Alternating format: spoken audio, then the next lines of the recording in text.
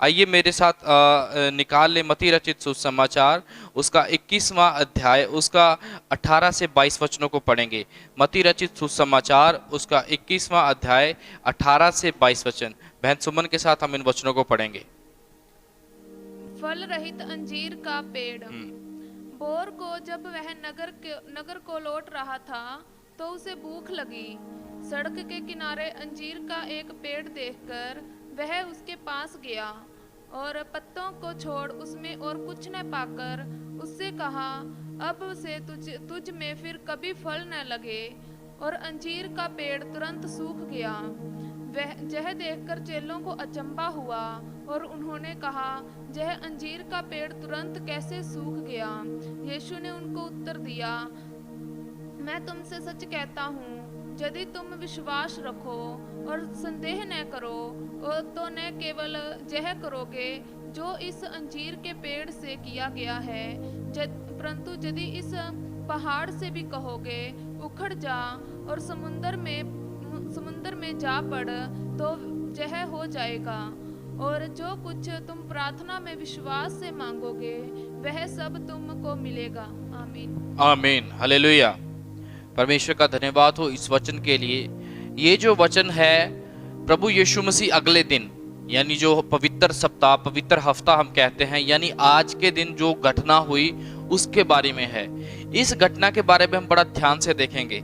ये जो मोमेंट है, ये जो अभी टाइम है, लिखा है सबसे पहले भोर को जब वह यानी अगली सुबह, यानी पिछले दिन कल हमने सुना कि किस प्रकार से यीशु मसीह ने व्यापारियों को मंदिर में से निकाला, ठीक है। लेकिन आज मंदिर में से निकालने के बाद वो वहां पर रुक गया और वहां पर रात बिताई। रात बिताने के बाद वो वहां से निकल गया और जब वो वहां से निकल गया तो लौटते हुए उसे भूख लगी। क्या लगी? भूख लगी। तो इसका मतलब वो इंसानी रूप में भी हमारे बीच में रहा। एक इंसान को भूख लगती है कि नहीं लगती? हम सभी को भूख लगती है। वही भूख यीशु मसीह को लगी।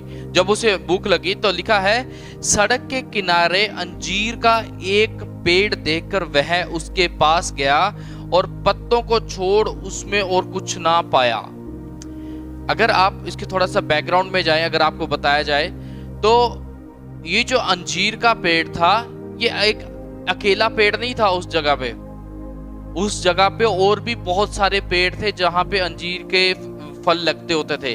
लेकिन असल बात यह थी कि वो समय ऐसा नहीं था कि तब अंजीर का फल लगे, यानी वो वाली जो ऋतु थी, वो वाला मौसम फल का मौसम नहीं था। वो वाला मौसम पतझड़ वाला मौसम था। लेकिन यही एक पेड़ था जिसके ऊपर पत्ते लगे हुए थे। समझ में आ रहा?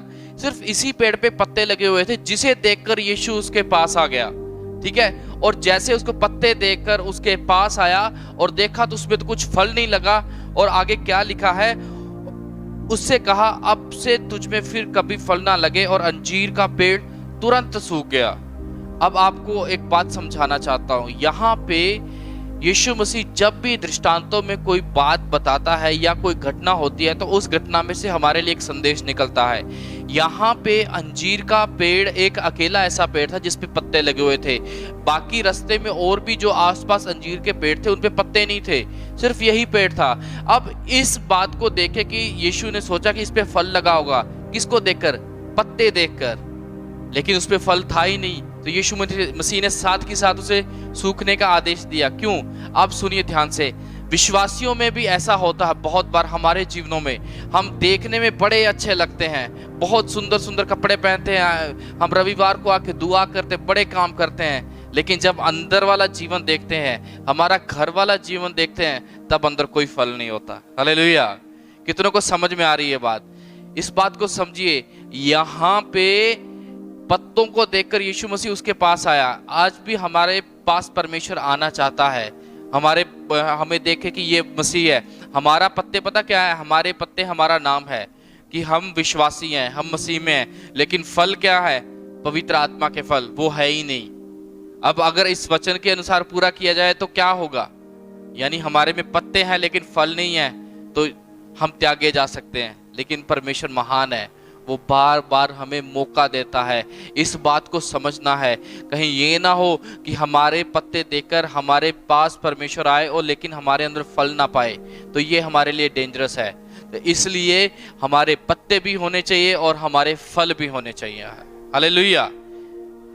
आगे 20वां वचन, यह देखकर चेलों को अचंभा हुआ और उन्होंने कहा, यह अंजीर का पेड़ तुरंत कैसे सूख गया।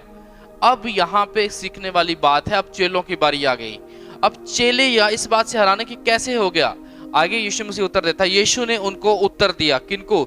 चेलों को, मैं तुमसे सच कहता हूं, यदि तुम विश्वास रखो और संदेह ना करो, विश्वास और शक ना करो। ऐसा कभी भी पॉसिबल नहीं है कि आप एक तरफ तो विश्वास रखो और दूसरी तरफ शक रखो। नहीं, या तो आप शक रखोगे या आप विश्वास रखोगे। ऑप्शन आपके पास है। आपने क्या करना है? सिर्फ और सिर्फ विश्वास रखना है कि तो ना केवल यह करोगे तो इस अंजीर के पेड़ से किया गया है, परंतु यदि इस पहाड़ से भी कहोगे उखड़ जा और समुद्र में जा पड़, तो यह हो जाएगा। हालेलुया। यानी यहाँ पे एक बात देखना है कि प्रभु यीशु मसीह ने हमें अधिकार दिए हैं। किन चीजों के ऊपर? हर एक चीज के ऊपर जो इस पृथ्वी पे है। आपने इन अधिकारों को समझना है, इन अधिकारों के अनुसार प्रार्थना करनी है। जब आप इन अधिकारों के अनुसार प्रार्थना करते हैं कि यीशु मसीह के नाम से ये हो जाए, तो वो हो जाएगा। ये कब होगा? जब हमारा जीवन फलों वाला होगा। हालेलुया। जब हमारा क्या होगा? जीवन फलों वाला होगा। और आगे लिखा है, और जो कुछ तुम प्रार्थना में विश्वास से मांगो वह सब तुमको मिलेगा। हालेलुया। मिलेगा। एक एक शब्द को पढ़िए। सबसे पहले प्रार्थना में, दूसरी बात प्रार्थना में विश्वास करना है और फिर मांगना है। यानी मांगना जरूरी है। 3 काम करने बहुत जरूरी है। प्रार्थना करनी और उसमें विश्वास करना और विश्वास के साथ प्रार्थना करते हुए मांगना। हालेलुया। ये एक आयत हमारा पूरा का पूरा स्टेप, पूरे का पूरा जीवन पूरा कर देती है। ध्यान से सुनिए। प्रार्थना करना, विश्वास से प्रार्थना करना और विश्वास से प्रार्थना करते हुए मांगना। हालेलुया। अब कितनों को समझ में आ रहा है कि विश्वास के साथ प्रार्थना करनी है और मांगना बहुत जरूरी है। मांगना किससे? परमेश्वर से। ठीक है। मैंने ये कुछ रविवार पहले बताया था कि परमेश्वर, इसमें कोई शक नहीं है कि परमेश्वर हमारे मांगने से पहले हमारी जरूरतों को जानता है, लेकिन वो चाहता है कि हम उससे मांगे। ठीक है। क्योंकि जब हम उससे मांगेंगे तो हम सही रहेंगे, हम लाइन पे रहेंगे। सिंपल सी भाषा में बोले, बहुत बार क्या होता है कि हम ऐसे लोगों को देखते हैं जिन्हें बिना मांगे मिल जाता है और वो उस बात का श्रेय, उस बात का जो क्रेडिट है वो अपने आप को देते हैं। वो कहते हैं कि ये मेरी काबिलियत से हुआ है, ये मेरी पढ़ाई के कारण हुआ है, लेकिन ऐसा नहीं है, बल्कि वो परमेश्वर के कारण हुआ होता है। इसीलिए परमेश्वर ने कहा है कि तुम प्रार्थना में विश्वास से मांगो तो तब सबको तुम्हें मिलेगा। इस बात को ध्यान रखना है। अंजीर का पेड़ की तरह आपने नहीं बनना जो इस वचन के अंदर दर्शाया गया है। आपने वो पेड़ बनना है जिस पेड़ के ऊपर पत्ते भी लगे हों और फल भी लगा हो। हालेलुया। और अब हमारे इस साल का थीम क्या है? जड़ पकड़कर बढ़ते जाओ। ये तभी पॉसिबल होगा कि जब हम जड़ पकड़े रहेंगे, हमारे अंदर पोषण आएगा, हमारे अंदर परमेश्वर की बातें आएंगी, पत्ते भी लगेंगे और फल भी लगेगा। हालेलुया। तब हमें परमेश्वर त्यागेगा नहीं, तब परमेश्वर के ऊपर हमारा विश्वास बढ़ेगा, हमारे अधिकार बढ़ेंगे, हम प्रार्थना में बढ़ेंगे, हम विश्वास में बढ़ेंगे। हालेलुया। इस बात को समझना है। जब आप इस बात को समझेंगे तो तब आप आगे बढ़ पाएंगे। हालेलुया। आइए अपनी आंखें बंद